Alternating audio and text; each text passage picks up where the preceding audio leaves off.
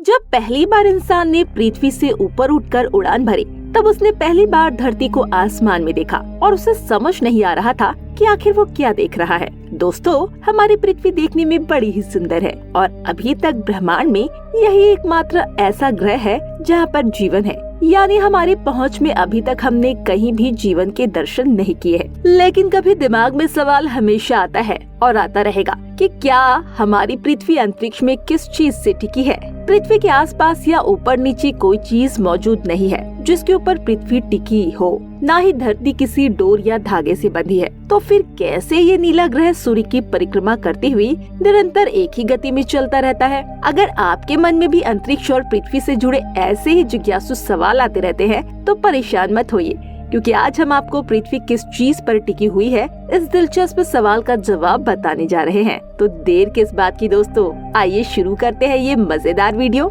दोस्तों, अंतरिक्ष में सूरज का निर्माण और अन्य ग्रहों का सीध में होने से ही लाखों सालों में कई परिवर्तन हुए हैं, या फिर यूं कहे जिनकी वजह से धरती पर जीवन संभव हो पाया है। पृथ्वी पर शुरुआती दिनों में जीवन का कोई नामो निशान नहीं था, बल्कि केवल दहकती हुई आग का गोला थी। आज के समय में जैसा आप शुक्र ग्रह को देख सकते हैं, ऐसे ही धरती हुआ करती थी, जहाँ का तापमान बहुत ही ज्यादा हुआ करता था और चारों तरफ ये आग से झुलसी हुई दिखाई दे रही थी। जो पृथ्वी आज आपको रंग बिरंगी दिखाई देती है, नीले रंग की गोला दिखाई देती है, वो एक आग के गोले जैसे दिखाई देती थी। इसके बाद के समय से ये ठंडी होती चली गई। इसके बाद चांद का निर्माण हुआ, जिससे पृथ्वी का गुरुत्वाकर्षण बल तैयार होने लगा। पृथ्वी का गुरुत्वाकर्षण बल सूर्य के गुरुत्वाकर्षण बल के मुकाबले बहुत कम है। इसी वजह से पृथ्वी लगातार सूर्य के चक्कर लगाती ही रहती है, क्योंकि चक्कर नहीं लगाएगी तो सूरज पृथ्वी को अपनी ओर खींच लेगा और पृथ्वी सूरज में समा जाएगी। दोस्तों, केवल पृथ्वी ही नहीं बल्कि हमारे सौर मंडल के जितने भी प्लेनेट हैं, वो भी सूर्य की परिक्रमा करते हैं। सूर्य का गुरुत्वाकर्षण बल इतना मजबूत है कि कोई भी ग्रह अपना ऑर्बिट छोड़कर नहीं जा सकता।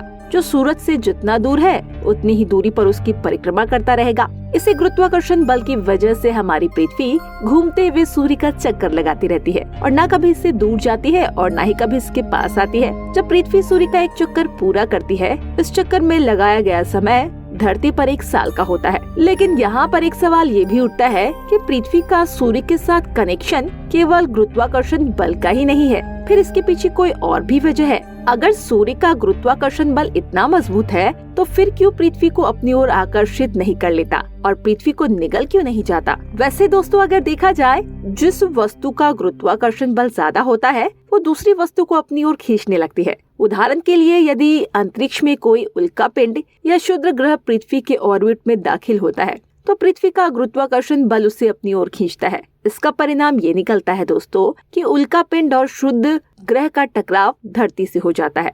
ऐसे में हम ये कह सकते हैं कि पृथ्वी सूर्य से केवल गुरुत्वाकर्षण बल से ही नहीं जुड़ी है, बल्कि इसका अंतरिक्ष में टिके रहने का कारण भी यही है। वास्तव में पृथ्वी अपनी धुरी पर 24 घंटे में एक बार घूमती है, जिसके परिणाम स्वरूप धरती पर दिन और रात संभव हो पाते हैं। 24 घंटे में प्रतिदिन घूमने की इस प्रक्रिया को रोटेशन ऑफ अर्थ कहा जाता है, जिसे हम हिंदी में अपने ही अक्ष पर घूमना कहते हैं। पृथ्वी पर अपनी दूरी पर घूमती हुई सूरज का 1 साल में एक चक्कर पूरा करती है, तो इस प्रक्रिया को रेगुलेशन ऑफ अर्थ कहा जाता है।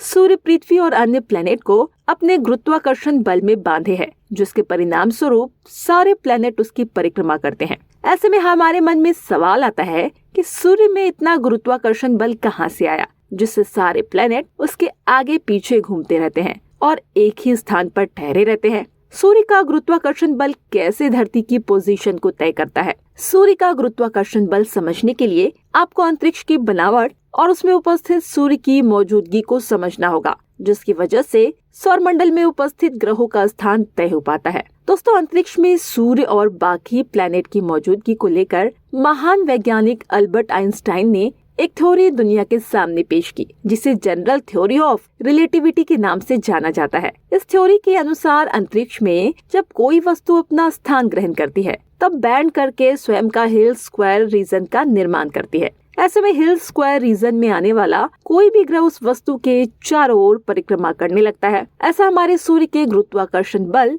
और सौर मंडल के सभी प्लैनेट के साथ होता है, क्योंकि सभी प्लैनेट सूर्य द्वारा बनाई गई हिल स्क्वायर रीजन के अंतर्गत आते हैं। इसी क्रिया को आप आसान शब्दों में समझ सकते हैं। मान लीजिए कि अंतरिक्ष एक नेट नुमा चादर के समान है, जिसमें सूर्य की उपस्थिति एक बहुत बड़ी भारी भरकम बॉल के समान है। ऐसे में अगर उसे सूर्य नुमा बॉल को चादर के ऊपर फेंक दिया जाए या रख दिया जाए, जो कि चादर हवा में झूल रही है, तो उसमें एक गंडा सा हो जाएगा, यानी वो चादर नीचे की ओर झुक जाएगी। सूर्य द्वारा बनाए गए उस गड्ढे की ओर छोटे ग्रह आकर्षित होने लगेंगे, क्योंकि अंतरिक्ष में मौजूद सूर्य का वो गड्ढा विशाल गुरुत्वाकर्षण क्षेत्र का निर्माण करता है। इसे गुरुत्वाकर्षण बल की वजह से एक ही स्थान पर स्थित रहने का क्षेत्र मिल जाता है, जो अंतरिक्ष में दूर दूर तक मौजूद नहीं। ऐसे में पृथ्वी का अंतरिक्ष में टिके रहने का कारण सूर्य की उपस्थिति और उसका बल है, और उसके द्वारा बनाया गया हेल स्क्वायर रीजन जिम्मेदार है, जो अंततः अंतरिक्ष में हमारी धरती को एक और जगह ठहर कर परिक्रमा करने के लिए स्थान प्रदान करता है।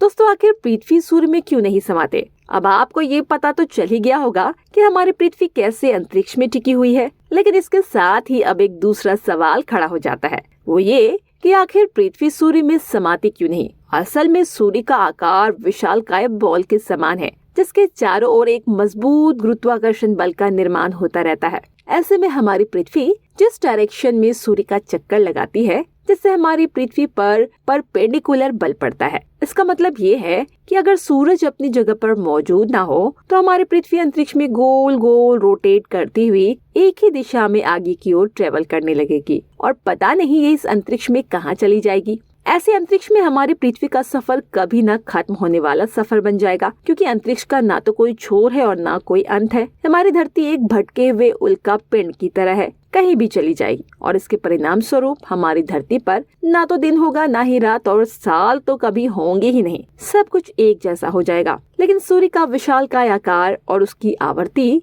गोल होने की वजह से पृथ्वी जब सूर्य के पहले कर्वेचर पॉइंट से दूसरी कर्वेचर पॉइंट तक का सफर तय करती है, तो सूर्य के कर्वेचर पॉइंट की वजह से पृथ्वी का डायरेक्शन उसके कर्वेचर की तरफ झुकने लगता है। इसलिए हमारी पृथ्वी उसी झुकाव वाली अवस्था में सूर्य का चक्कर लगाने लगती है, जिसकी वजह से सूर्य के गुरुत्वाकर्षण बल से सीधा इम्पैक्ट होकर सूर्य के अंदर नहीं समाती।